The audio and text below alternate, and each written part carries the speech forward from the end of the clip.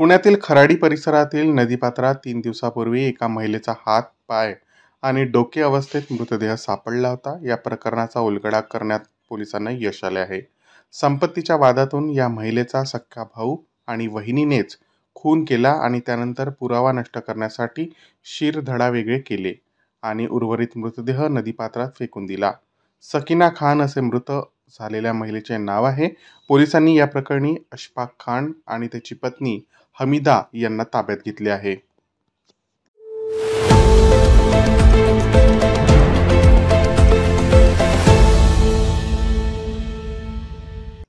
मालवण येथील छत्रपती शिवाजी महाराजांचा पुतळा कोसळल्याने महाराष्ट्रात राजकारण तापले आहे.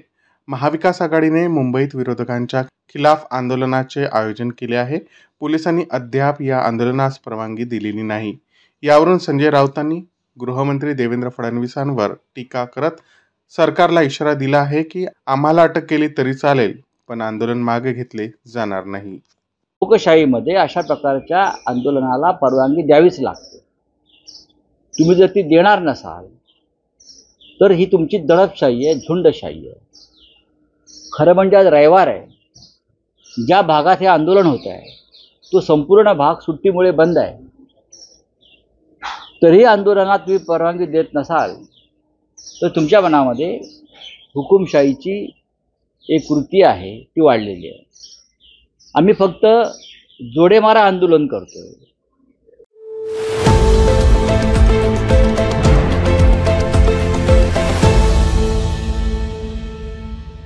भोंदूबाबाने भूतबाधा हटवण्याच्या बहाण्याने एका कुटुंबातील 4 महिलांवर बलात्कार केल्याची धक्कादायक घटना समोर आली आहे. पीडित तरुणीला भूतबाधा झाली असून त्यासाठी 21 दिवस धार्मिक पूजा करावी लागेल असा दावा करून त्याने त्या कुटुंबातील आई, मुलगी, मामी आणि 60 वर्षीय आजीवर लैंगिक अत्याचार केला. 2 वर्षाहून अधिक काळ तंत्रमंत्राच्या बहाण्याने या महिलांचे शोषण केले. पोलिसात तक्रार दाखल झाल्यानंतर विशेष न्यायालयाने धर्मेंद्र विठोबा निनावे दुलेवाले बाबाला दोषी ठरवून 20 वर्षाच्या कारावासाची शिक्षा सुनावली आहे.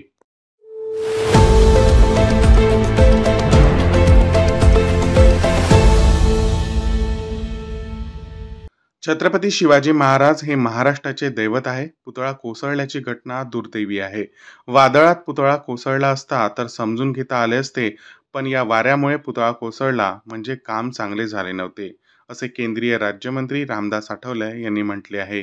रिपब्लिकन पार्टीचे अध्यक्ष केंद्रीय सामाजिक न्याय राज्यमंत्री रामदास आठवले यांनी मालवण राजकोट किल्ल्यावर भेट देऊन पाहणी केली तेव्हा ते बोलत होते.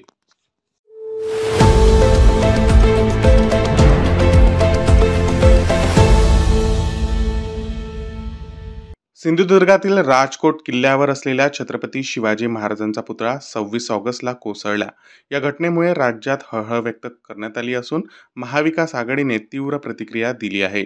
शिवसेना, उद्धव बाळासाहेब ठाकरे, काँग्रेस आणि राष्ट्रवादी काँग्रेस या तिघांनी मिळून मुंबईत जोडेमारो आंदोलन केले. आंदोलनात उद्धव ठाकरे, नाना पटोले आणि शरद पवार यांच्या नेतृत्वाखाली कार्यकर्ते रस्त्यावर उतरले आहेत. महाविकास आघाडीने सरकारवर गंभीर आरोप केले असून आंदोलनात सहभागी झालेल्या कार्यकर्त्यांनी सरकार विरोधात जोरदार नारेबाजी केली आहे.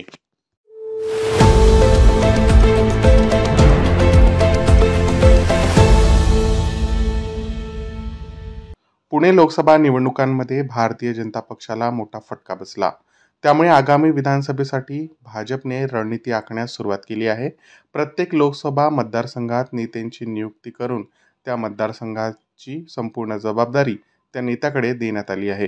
पुण्यातून लोकसभा निवडणुकीत यशस्वी झालेल्या आणि नरेंद्र मोदी यांच्या मंत्रिमंडळात राज्यमंत्री म्हणून नियुक्त असलेल्या मुरलीधर मोहोळ यांना मोठी जबाबदारी देण्यात आली आहे. मोहोळ यांना पुणे लोकसभा मतदारसंघातील कसबा, पर्वती आणि पुणे कॅन्टोन्मेंट या 3 विधानसभा मतदारसंघाची जबाबदारी देण्यात आली आहे. मोहोळ यांच्या पक्षातील वजन वाढल्याचे स्पष्ट झाले आहे.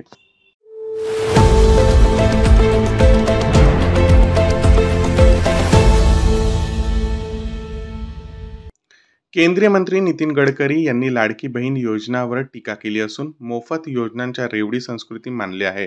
त्यांच्या मते निवडणुकीत सत्ता मिळवण्यासाठी मोफत योजनांचा वापर आर्थिक आणि सामाजिक विकासासाठी धोकादायक ठरू शकतो. गडकरींची ही टिप्पणी त्या चित्रफितीमध्ये आहे जी सध्या व्हायरल झाली आहे. महायुती आणि महाविकास आघाडी आगामी विधानसभेच्या निवडणुकीसाठी तयारी करत आहेत. गडकरींच्या वक्तव्यानंतर लाडकी बहीण योजनेच्या प्रचारात वाढ झाली असून यामुळे राज्यात राजकीय वातावरण तापले आहे.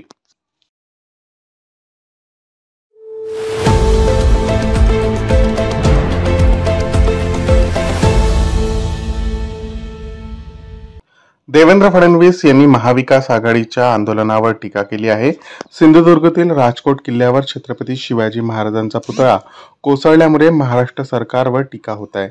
महाविकास आघाडीने मुंबईत निषेध मोर्चा आणि जोडेमारे आंदोलन सुरू केले आहे. फडणवीस यांनी या आंदोलनाला देखावा म्हणून संबोधले असून काँग्रेस माफी मागणार का असा प्रश्नही उपस्थित केला आहे. खरं म्हणजे पूर्णपणे शुद्ध पद्धतीने हे राजकीय आंदोलन आहे.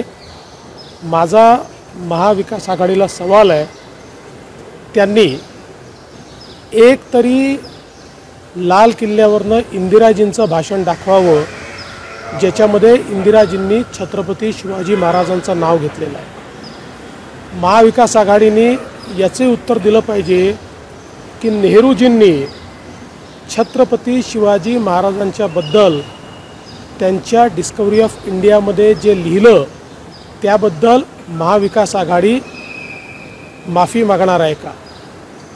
इतके वर्ष काँग्रेसने आम्हाला इतिहास शिकवला की शिवाजी महाराजांनी सुरत लुटलं.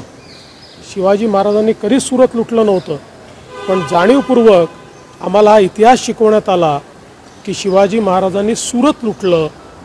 त्याच्याबद्दल ते माफी मागणार आहेत का?